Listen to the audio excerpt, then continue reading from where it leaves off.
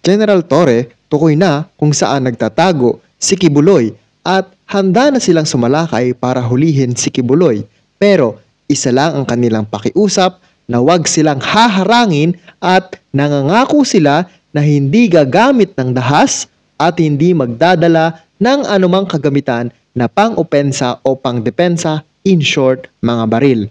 Para bang naging katawa-tawa ang mga pulis dito dahil naging mukhang duwag sila na hulihin ang mabibigat na tao. At para bang nawawala ang diskarte nila dahil sa mga gustong mangyari ng KOJC kumpara sa mga plano ng mga kapulisan. At tila ba parang mas may kapangyarihan pa ang KOJC kumpara sa ating mga PNP dahil hindi sila natatakot sa batas. So ngayon panoorin natin ang buong video at ating bigyan ng reaction.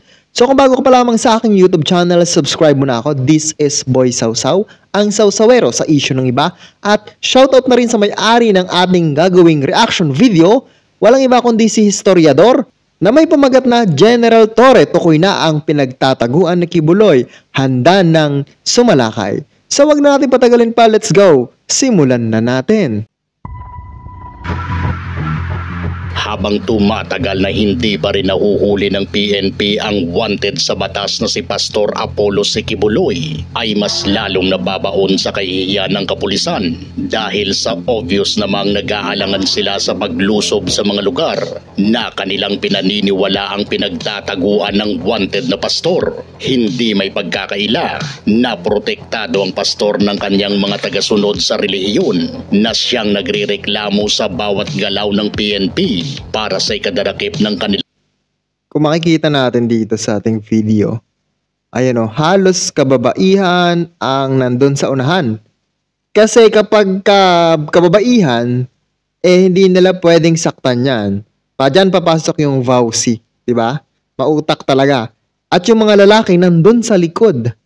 Di ba ang pinapang front nila ay mga babae? Mapapansin nyo yun? Napansin nyo? Di ba halos lahat sila babae? Tuloy natin.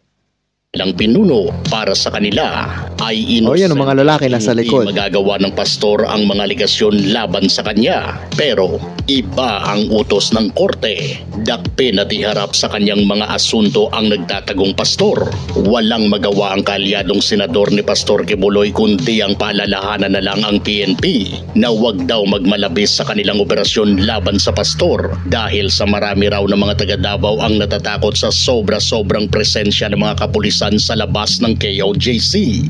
Yung tanong mo kayang issue about yung mga naka-SWAT uniform na nakatayo na parang na-terrorize yung mga tao doon sa malapit sa Kingdom of Jesus Christ. Andito si RD, pero 11, General Torre. Can you enlighten us what happened? Bakit nagkaganon? Maraming SWAT doon na naka-team at pilit kinakausap ng mga tao, ayaw sumagot. Nakatakot ang mukha, ayaw daw, wala daw nameplate. Hindi daw nagpakilala kung sino sila. So, the more na intimidated ang tao sa presensya ng pulis na ganon, ayaw mo lang sila kausapin. Dapat friendly sila sa mga kababayan natin pag tinatanong. Paano nga magiging friendly? Hindi nga sumagot din ng maayos, di ba? At lagi nilang itinatago, sabihin doon, wala doon, wala doon, wala doon. Paano magtatanong, di ba? Wala naman sigurong teroristang, hindi naman po siguro terorista ang hinahanap ninyo. Tinan mo, napaka-bias nila, di ba? Talagang halatang pinagtatakpan, 'di ba, sa word na hindi naman terorista, hindi naman nandun na tayo. Pero fugitive o pugante. 'Di ba? Pugante na siya ngayon, hinahanap na. Parang same lang sa ganon. Hindi nga terorista pero pugante na siya. Tuloy.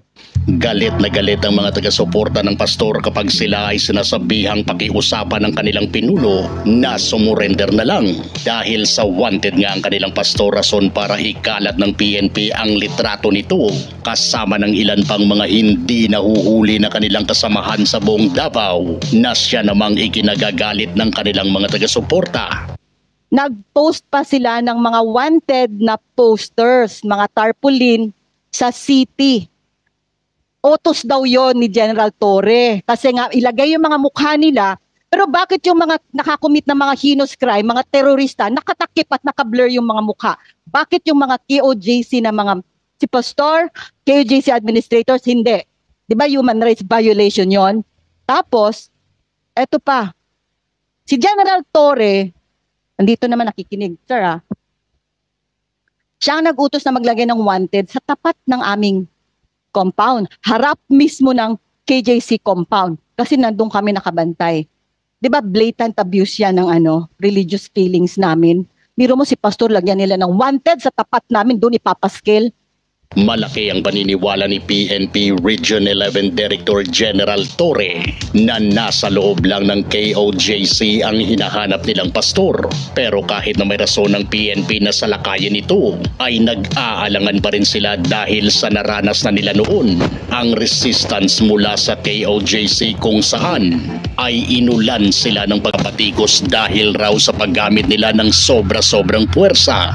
Ayon kay General Torre, naroon lang daw sa loob ng KOJC sa Kibuloy at ginagamit niya lang ang kanyang mga miyembro para sa kanyang proteksyon. Yan siya, ginagamit niya lang ang kanyang mga tao para i-shield siya. Based on the information that we have, we are inclined to really believe na nandyan siya. Todo tanggi naman. O ayan, pakinig ninyo. Naniniwala to si General Torre na nandun talaga siya. Siguro may mga nagsusumbong na sa kanya, may mga nagsasabi, di ba nga sa 10 milyon sayang yung 10 milyon. Kaya malakas ang paniniwala nito ni General Torre dahil nga ay for sure nag-uunahan na doon sa 10 milyon at hindi pa lang maibigay kasi nga hindi pa nahuhuli itong si Pastor Apollo Kibuloy. Kaya for sure may mga members din na willing isugal yung kanilang leader para sa 10 milyon. Naniniwala ako dyan. Kasi malakas yung kotob ni General Torre. Hindi naman magiging kutob-kutob lang yon kung wala siyang basihan, di ba? Tuloy natin. Ang abogado ng pastor at sinabing wala doon si Kibuloy dahil sa reklamo ng taga KOJC ay nag-offer na ng isang napakadelikadong plano si General Torre. Ayon sa kanya, handa siyang papasukin ng ilan niyang tauhan ng mga kapulisan sa loob ng KOJC nang walang dalang armas para arestuhin si Kibuloy. Sige, kung yan ang gusto nyo, that we play hide and seek in the 30-hectare property, papasukin nyo kami at ipapahanap ko si Mr. Kibuloy dyan sa loob nang walang violensya. Hindi ako magpapadala ng baril sa loob. Sige, mga tao kung naka-uniforme ng ganitong patrol shirt, unarmed, pagbigyan nyo, hanapin natin si Mr. Kibuloy dyan. O ayan yung panawagan nito ni General Torre. Ni hindi siya magpapadala ng kahit anong baril. Basta papasukin yung mga tao dyan. Ewan ko lang, di ba? Kasi yun ang gusto nila hindi gagamit ng dahas. Di ba? Ngayon, ito nakiusap na general ng kapulisan. Siguro naman, papapasukin na ito ng KOJC, di ba? Kasi nga, ito yung gusto nila Yung gusto nila, maayos yung pagpasok, hindi gagamit ng dahas. Ngayon, eto na, pinagbibigyan na sila ng general ng kapulisan. Di ba? So, sana naman, papasukin sila. Sana naman, maging maayos yung pagpapasok sa kanila. At, ang matindi lang dito kasi, kung papapasukin yan, sa susunod pang mga araw, sa susunod pang mga linggo, sigurado nakatakas na yan. Dalin-dali mag-chopper yan Kasi alam na niya, napapasok doon. Bakit siya mag-i-stay doon? Kayo ba naniniwala kayo? Pagpapasukin na ako, tapos ayoko nga magpahuli papasukin na ako, tapos mag-i-stay lang ako doon sa KOJC, di parang naging tanga lang ako doon, di ba? Alam na huhulihin ako, bakit? Nagtago pa ako ng napakatagal na araw, napakatagal na buwan. Tapos magpapahuli lang ako, maghahayaan ko lang na dumating yung mga pulis, tapos papahuli lang ako. Hindi yan papayag. Isang chopper lang yan, alis yan, punta yan sa ibang bayan o isa ibang probinsya. At nagbanta pa ito si Kibuloy noon. Ang sabi niya, kapag gaganon daw, hindi daw siya papahuli ng buhay. Ang masama nito, papasok yung mga pulis, walang dalang kahit anong armas. Paano yan? Paano kung, hindi ko to sure paano kung may mga, meron siyang private army? Diba katulad ng sa ibang relihiyon, may private army siya. Tapos, pinagbabaril yung mga pulis. Paano na? Kawawa yung mga pulis, baka mapagaya dun sa 44 SAF na walang nangyari, na massacre, di ba? Paano? So, sana mag-ingat yung ating mga kapulisan na huwag padalos-dalos pumasok sa KOJC nang walang kadala-dala. Dapat yan ay may mga, siguro, alam naman nila ito na pwedeng mangyari yan no, mahirap na unahan natin yung mga plano ng kapulisan. For sure, may mga nakabantay na yan, no? So, tuloy pa natin. Kung ayaw niyong ibigay ng kusa at dinideny nyo. Because ako'y naniniwala na nandyan sa loob. Hindi ito magandang desisyon, General, dahil ang PNP na nga mismo ang nagsabi na hindi raw pa-aaresto ng buhay si Kibuloy. Oh, ayan yung sinasabi ko sa inyo kanina, na hindi daw papa-aresto ng buhay kapag ka nagkataon ng ganon, no? Talagang ang tapang. Yan ang gusto niya. Di ba? Baka ang ending nito ay magiging hostage pa ang mga pulis na Oh, walang ayan. armas na papasok sa loob. Paano kung may mga armas sila doon? Ayun na. Ano ang magagawa ng mga disarmado yung kapulisan na pinapapasok sa loob? Ayan na nga. Iba talaga kapag makapangyarihan ang inaaresto dahil pwede naman palang baguhin ng PNP ang kanilang pamamaraan sa pag-aresto. Hanggat nasa tama ang inyong ginagawang procedure sa operasyon, ay wala sanang kakatakutan ng PNP. Mas lalo lang nalalagay sa kahihiyan ng PNP dahil sa Yes, tiklop correct. sila pagdating sa pag-aresto kay Kibuloy. It's really a pressure on the part of the PNP and the other law enforcement agencies. Nakakahiya. We cannot arrest a single person. Ang 10 milyong bounty na inilabas ng gobyerno para sa ikakahuli ni Kibuloy ay siya namang tinapatan ng simbahan nito. 20 milyones ang perang nakahandang ibigay ng taga KOJC. Ito ba yung nakakatuwa? Nakakatawa. No, talagang hindi sila papatalo yung KOJC. Tinapatan ba naman ng 20 million kung sino makakapagturo na nagbigay o nag-offer ng 10 milyon para dakpin itong si Apollo Kibuloy? Ano naman? Anong connect nun? Bakit kailangan nyo pang makipagsabayan na magbigay ng 20 million? Nonsense. Para saan? Anong gagawin ninyo? O sige, sabihin na natin na tinuro. O ayun, ito yung nagbigay ng 10 milyon. Anong gagawin nyo dun? Gigilitan nyo ng leeg? Anong gagawin ninyo? Kukanin ninyo? Kakasuhan ninyo? Ano ikakaso ninyo? Yun ngang 10 milyon na yun, para nga mahuli ang kriminal. Merong magandang napuntahan yung 10 milyon para mahuli ang kriminal. Di ba? Yung nagtatago at ang dami-dami ng kaso. Di ba? Ganon yun eh. Fugitive na nga eh. Pugante na. Di ba? Saan nyo dadalhin yun? Saan nyo dadalhin yung tao na yun? Anong gagawin ninyo? Kakasuhan ninyo? Hindi nyo makakasuhan yun, for sure. Di ba? Anong gagawin kayo doon? Papahirapan nila? Sige nga, mag-comment kayo sa comment section. Anong gagawin doon sa tao once na mahuli yan o once malaman nila kung sino yun? Di ba? Doon ako duda eh. Ano kayong gagawin nila? Kapag kayan, may gagawin silang masama, hindi simbahan, hindi kabutihan yung tinuturo nila, kundi paghihigante. Di ba? Kasi paghihigante na yan eh. Yung 10 milyon, gagawin mong 20 milyon para ipaghiganti mo yung iyong leader. Ano ba? Ganyan ba yung tinuturo sa inyong simbahan? Na kailangan mong maghigante kapag ikaw ay inaapi? Hindi, di ba? Hindi naman ganun si Jesus Christ. Di ba? Hindi siya naghihigante. Ang layo-layo. Ewan ko ba kung simbahan ba talaga yun o samahan? Samahan ng kung ano-ano. Di ba? Ang hirap kasi magsalita. Pero kung ganyan kasi ang ginagawa ninyo, hindi ko alam kung bakit ganyan ang tinuturo sa inyo ng inyong mga leader o ng inyong leader. So tuloy natin. Sa sinumang makakapagbigay ng impormasyon hinggil sa kung sino ang pribadong individual na siyang nagbigay ng 10 milyong pisong reward sa DILG para sa ulo ni Kibuloy. Ang rason daw ng desisyon nilang ito ay para malaman kung sino ang nagbigay ng 10 milyong pabuya para sa ikadarakip ng kanilang pastor at kung bakit sila may sama ng loob dito. Hindi lang sama ng loob, ang daming ang kaso. Diba? Hindi lang isa, hindi lang dalawa, hindi lang tatlo. Napakarami, 42 counts. Tuloy natin. Ang isa pang pinoproblema ngayon ni Kibuloy ay ang bagong desisyon ng Court of Appeals na i-freeze ang lahat ng bank accounts at kanyang assets. Ito na, iiyak na dito for sure. Ito si Kibuloy. Kasi i-freeze na lahat ng assets, lahat ng bangko, lahat ng pera na pwedeng gamitin ni Kibuloy. Ewan ko lang kung anong mangyari sa kanila. Ang problema lang nito, 20 days lang. Kung nababalitaan nyo to. ito nabalitaan ko na to before, na magpi-freeze o ipi-freeze yung mga assets or bank nitong si Kibuloy. Pero, ang daming pera nito eh. Baka mamaya i-withdraw na bago i-freeze. Paano kung gano'n ang gawin, di ba? I-withdraw lahat, as in, i-withdraw. Hindi sa kanya nakapangalan sa kanya mga kapatid or pinsa, mga ganon, di ba? Hindi si Kibuloy mag-withdraw nun. Yung iba pang mga kasama niya. Yung iba pang mga members niya. Yun yung mag-withdraw kung saan nakapangalan. Paano kung gano'n ang gawin?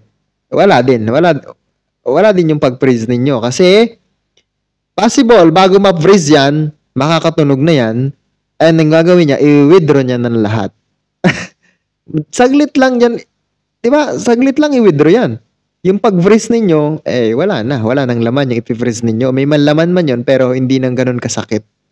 Sa balitang inilabas ng abogado.com.ph, 20 araw na pag-freeze sa lahat ng mga assets ni Kibuloy. Tsaka ito 20 days lang.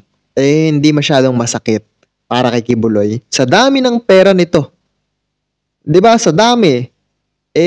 Walang kasakit-sakit, walang kahirap-hirap. Sa 20 days, hindi man lamang niyan mararamdaman yung sakit ng bulsa, yung kalam ng tiyan.